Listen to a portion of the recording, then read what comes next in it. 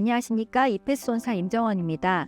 이패스가 알려주는 스마트한 보상 꿀팁. 오늘은 보험의학에 대해서 얘기해 볼까 합니다. 매년 12월이 되면 숙제처럼 해야 하는 것이 하나 있죠.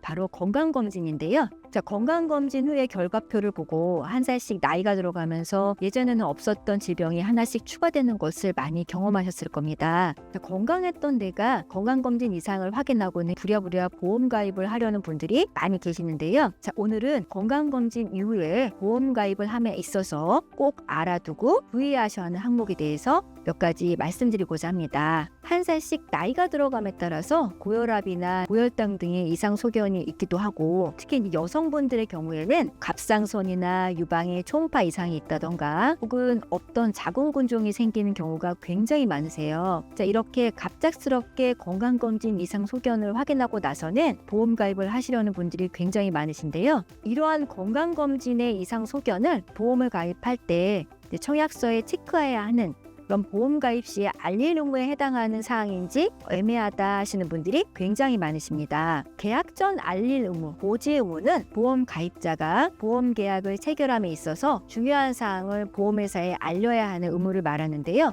이거는 보험을 가입을 승낙하는 보험 가입 여부나 혹은 내가 내야 하는 보험료 수준을 결정하는 데 있어 굉장히 중요한 영향을 미칩니다. 보험 가입 시의 고지사항은 나의 질병 진단이나 입원, 수술, 투약 같은 건강 위험과 관련된 항목 외에도 나의 직업이나 혹은 위험한 취미, 그리고 운전 여부라던가 위험한 날에 출국하는 등의 사고와 관련된 위험도 포함이 되어 있습니다. 특히 보험 가입 이전 3개월 이내에 의료행위가 굉장히 중요한데요. 이와 관련된 금융감독원의 민원 사례 하나를 소개해 볼까 합니다. 보험 가입 3개월 이내에 청구인은 건강검진을 했는데 이 건강검진 결과상에서 중내 동맥 협착 의심 소견으로 추가 MRA 검사를 권유를 받았는데, 이제 이 청구인 본인은 이 증상이 경미하다는 이유로 이 보험 가입 당시에 해당 사실을 미고지를 했고요. 보험회사는 이러한 고지 의무 위반에 대해서 고지 의무 위반을 이유로 보험 계약을 해지를 통보했습니다. 근데 민원인에서는 보험회사가 주장하는 고지 의무 위반 사실은 확정 진단이 아닌 건강검진 결과를 토대로 한 해지이기 때문에 이는 고지 의무 위반으로 보험 계약을 해지한 보험회사의 업무 처리가 부당하다는 이유로 민원을 제기했어요. 이에 대해서 금융감독원은 어떠한 판단을 내렸을까요? 금융감독원은 이 3개월 이내의 건강검진 결과에 따른 이상 소견을 고지하도록 청약서에 규정하고 있고, 유사한 판례에서 법원은 건강검진 결과 통보서에는 의사가 진찰한 결과를 기재하도록 되어 있는 이상 이는 진단서나 소견서로 보아야 할 것이고, 또한 이는 알릴 의무 대상에 해당한다. 따라서 건강검진 결과상에 질병 의심 소견을 알리지 않은 것은 고지 의무 위반에 해당하기 때문에 보험 계약을 해지한 보험회사의 업무 처리는 부당하다고 보기 어렵다라는 이유로 민원인의 청구를 기각하였습니다. 자, 여기서 사실 얼마 전까지는 보험 가입 시에 일부 간편심사 보험 같은 경우에 3개월 이내의 질병 진단이나 의심 소견이 고지 의무 대상에 포함되지 않았습니다.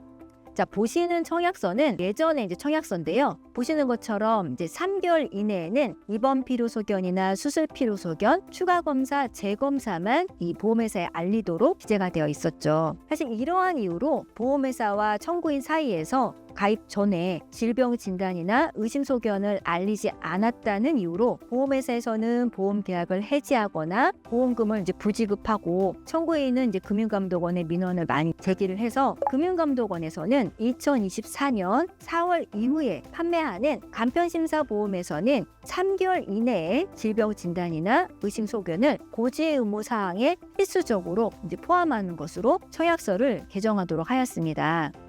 현재 판매하고 있는 청약서 양식이 있는데요. 보시는 것처럼 질병 확정 진단이나 질병 의심 소견이 추가가 되었고요. 앞서 말씀드린 금융감독원의 민원 사례처럼 질병 의심 소견이나 질병 확정 진단은 의사가 진단서나 소견서 또는 진료 의뢰서를 포함해서 서면으로 교부한 경우를 말합니다 라고 기재되어 있고요. 건강검진 결과표의 판정은 이와 동일하다라는 내용을 설명드렸습니다.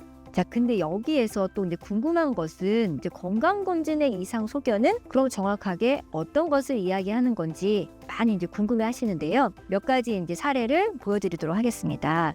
첫 번째 케이스는 이제 흉부 엑스레이 검사인데요. 보시는 것처럼 검사 결과는 정상이지만 자각 증상이 있으면 흉부 CT 검진을 추가로 권유합니다라고 되어 있습니다. 청약서에 이제 추가 검사, 재검사를 이제 고지하도록 되어 있는데요. 이거는 이제 검진이 정상인데 본인의 필요에 의해서 추가 검진을 할 수 있다라는 내용이기 때문에요. 요거는 이제 청약서에 알릴 의무 위반에 해당하지 않는 케이스라고 보시면 되고요. 자, 두 번째 사례는 우리 여성분들한테 굉장히 많은 케이스라고 볼 수 있는데요. 유방 엑스레이 검사 결과 유방 실질이 풍부하게 있는 치밀 유방 소견이 있다라고 되어 있는데요. 우리나라 여성 같은 경우에는 이제 모유수유가 많아서 이러한 이유로 치밀 유방이 굉장히 많으세요. 그래서 엑스레이 상에서 치밀 유방 소견으로 정확하게 이제 진단이 되지 않아서 유방 초음파 검사가 필요하다는 내용이 굉장히 많은데 케이스도 정상이긴 한데 정소가 치밀 유방 때문에 가리워져서 보이지 않을 수도 있기 때문에 유방 초음파 검사가 필요하다고 한 거지 비정상 이상 소견으로 추가 검사가 필요하다는 내용은 아니기 때문에 이 치밀 유방 자체는 이 3개월 이내에 알려야 하는 질병 의심 소견은 해당하지 않는다고 보시면 됩니다.